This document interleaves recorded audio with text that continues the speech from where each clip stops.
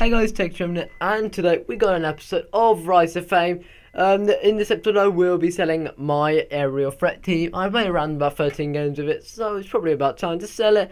I'll leave in the comments what team you want me to build next. Yesterday's race to didn't go down as well as the first episode, but I normally wouldn't. It did go up a little bit later than normal, but it was a pretty good game actually. Won Division 5. Just quick, before I get into this video, or properly get into this video, I'm looking for a new graphic designer. I am at the moment doing all my own work, so I would like to have someone do it for me, because it's nice having someone else do it for me, so I can spend time making my videos better. So we do come against a pretty nice team, Premier League team. I see he does have John Terry. He's a pretty slow guy, but he's pretty good in the air, which means Closer and Camargo will be quite stuck there. I've started building the team for the race to the title, which will be out on Friday. So if you want to see that, well, go watch that on Friday. Obviously, you know, these right and left backs have the most amazing throw-ins. Both got giant, but I get a corner, and this is so unlucky. But Lennon with a lucky header away, nothing comes from that. Probably should have, and that was half time, and it was 0-0, and I don't think I deserved this, because I was getting through quite a lot here. It wasn't like he's the best player I've ever come up against. He was good, but he wasn't amazing. As you see, that was an amazing save there from his keeper. This was a little bit of luck there. Normally, if that was people, that would normally just go over the head. As you see, he's barely getting a shot in, and I'm getting loads in. They're not very accurate, but they're still going in. He has get a bit of luck here. Christian Fox with a massive mistake there. He can kind of do the job at left back, but not as much as I'd like him to. Probably should have won that header. I know Song all had to do was header into an open net. It's a little bit annoying how bad that was. Tomorrow's video might be another Slender video. If you're wondering, if you're getting annoyed about just me doing Slender videos or anything else, leave in the comments. Or I might be doing a paranormal one. Paranormal looks like it'd be quite a good thing to do. But Christian Fox with what was gonna be one of the best goals I have ever scored. Look at that for a shot. Just hits it just a little too hard to hit the crossbar. He's got a great shot on him and a great cross, but otherwise he's not too good. But this maybe should have gone in. His keeper was on outstanding form. He did have Petr Cech, and he really paid for his money, this guy did. So I did lose 1-0, but I don't think I deserve to lose 1-0. He definitely paid his worth when he bought Petr Cech, because if he had any other normal keeper, say if he had Michel Vorm or someone else, he probably would have got absolutely screwed over by EA. As you know, that was just ridiculous, the amount of saves this guy was coming up against. Yeah, I did say maybe the shots were a little inaccurate, but it weren't that bad. As you see, I'm dominated through the whole game. He only got one shot, and it did go in. But with players, I did have Visa, it wasn't even Ricketts, and I'm in a pretty tough problem here. I've got to win like 3 games in such a short amount of time, because I've been losing a lot. So I'm going to do a little review on this team. Tim Visa now. I would probably never buy this guy again. I've had him in my old account, but he was pretty good there. But now, didn't see him as such a good player. I'm probably not going to buy this guy. He weren't worth it. Just don't buy him. Then we got our right back, who's got Polish names. It's pretty unpronounceable. Obviously has the giant throw in, but it's too slow to have at a full back spot. He's not fast enough, but his giant throw does help. But if you haven't got anyone who's an area threat, it won't make a single difference to you, because of how useless they are. Then we've got Avar, who is a pretty good centre-back for a non-shiny silver. Will cost you quite a lot, and it's quite hard to find, because non-shiny silver centre-backs are pretty expensive and rare.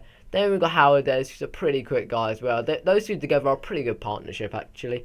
Didn't manage to get a goal, actually. I thought with his good heading, he would probably at least get one goal. Then go on to Christian Fox, obviously a great crosser of the ball. Nice balance. That's him and Panda are quite similar, actually, but he's a little bit faster than Christian Panda. Probably won't buy this guy again. Obviously, you can get Alaba. Then we go on the defensive mids. He actually managed to get the goal, but I wasn't too happy with him. Obviously, you got your Bastian Schweinsteigers and your Javi Garcias and your Benders, but went by him again. Sven Bender obviously just controlled the defensive miss pretty well because of his strength. Not much. Then we got Asawa, who's did manage to get one goal. Pretty good on the ball actually. One of the greatest dribblers I've ever used for his price. Only 1,800 coins, and he's a really good silver player to buy. Then we got Thomas Muller, obviously.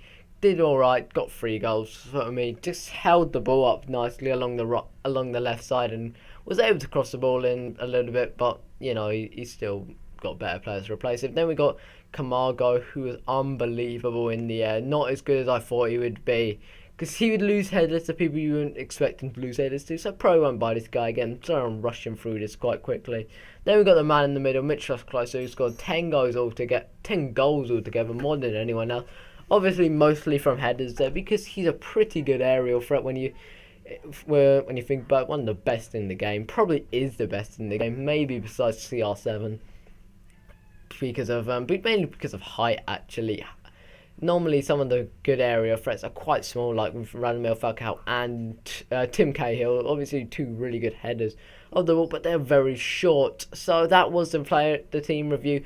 Leave in the comments what team you want me to build for Monday's episode. Sorry, there won't be an episode for a while. As you know, Race to the Title has consumed a lot of time up.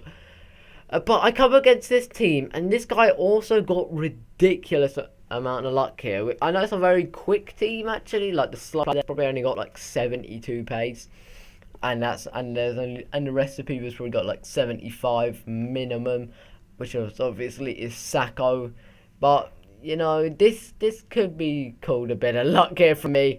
He kind of just got a lucky bounce, and it goes to Chibang, who he just got the ball passed straight to him, and he smacked down right in the bottom corner. That was a lovely shot there. I probably would call that a little bit of luck. He kind of got a bit unlucky there, but what a shot there. Absolutely smashed that right at the far post. But he got a little bit of luck himself. Maybe Donovan Ricketts could have saved that. Definitely a normal goalkeeper for sure could have saved that. And I do go, and it's now 1-1. And it was a bit annoying because it was a bit EA scripting at the half time. We are about halfway through this video, guys. And yeah, it's a bit annoying. That shouldn't be going in. But obviously Donovan Ricketts is nowhere near worth his money. So expensive, and he's taller, but he should be doing better. The only good thing about him is his massive throw. We are drawing at half time. As you see, it's not too bad. We're not doing too bad actually. Maybe this should have. That was weird. He made that unbelievable save, and then he just ran away from the ball. That's terrible goalkeeping. Just goes and makes one of the best saves you've ever seen, and then just runs away from the ball. We're 2-1 down now, and then Mohamed Sissoko, the slowest player on his team, goes through everyone and just chips the goalkeeper. It's probably wise never to buy Ricketts. Sorry, there's a little racket noise in my headset. I'm not sure what's happened to it. Yeah, it's just bouncing quite luckily, but I do manage to get a corner, and corners are quite good because then we got Jevon Watson, who's just a huge guy, the bronze beast himself, heads that into the goal. What a lovely header there from Jevon Watson. He is unbelievable on his day. Definitely a player you want to buy, mainly because of his height and mainly because of his strength. And he's actually got a good amount of pay for someone with 6 foot, for the height 6'3". But EA weren't having any of it, and they let Mitchell Bastov get a weak foot shot right in the top corner. And I've used Podolski before, and I know that 2-star weak foot never goes in. And I've used Mitchell Bastov before. I've actually had that happen. I've actually done some of myself, but I don't think that should be going in. We do lose that game 4-2. Maybe that wasn't deserved.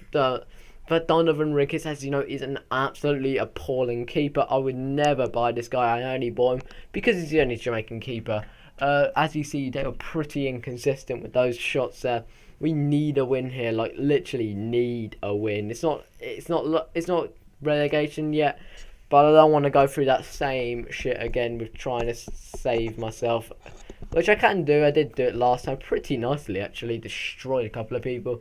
But EA throw this at me. Obviously, Jonathan Farfan. I do want to include Jonathan Farfan in a team. Actually, and him and Hubert Navas, because they look really good together. That was unlucky not to go, and Rene Adler with an amazing save. But El Younisi is so fast, you will not catch him. Near post OP, obviously, and just paces it. He's just such a pacey guy. Not as many goals as I thought he was going to get. Or Drage. Drage is obviously one of my favourite silver players I've ever used. El Younisi is probably a bit, maybe not worth his value actually. He's a very expensive guy. But, you know, he got a goal. Then the ball is crossed in to Netherland, who is a really good guy in the air and just powers that just into the net. It was an open goal. Maybe his keeper could have caught that. I just want to see the replay of this. Kind of completely misses it, Rene Adler, and I go 2-0 up, which is absolutely insane because you need that 2-0 goal cushion, because then you're less worried actually against defending your lead. And as he said again, I've been doing pretty well today. I'm just not getting a result. But here goes Thomas Drage. Thomas Drage's got a lot of skill and a lot of pace. Takes the pass one. Passes it to El Younisi. Second goal of the day from the Norwegian beast. He took it past those two players so easily and sweats it really cockily right in the far post. It shouldn't really be doing that. And I've never seen this bit much like in my life. How he caught that, how that hit the bar, I have no idea. Referee saw that as a penalty. I see that as a dive. That's all I see it as, a dive, because you can't give that. It's annoying. It is really annoying. That shouldn't be called a foul. And he does finish it. I actually was, if I just stood still and not done anything, I would have been fine. I think I know what the little rattle in my headset is. I think there's a loose screw in it.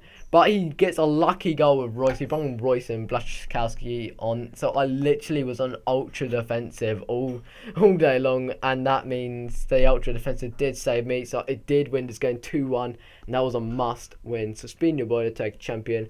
Please like, subscribe, and in a bit, guys.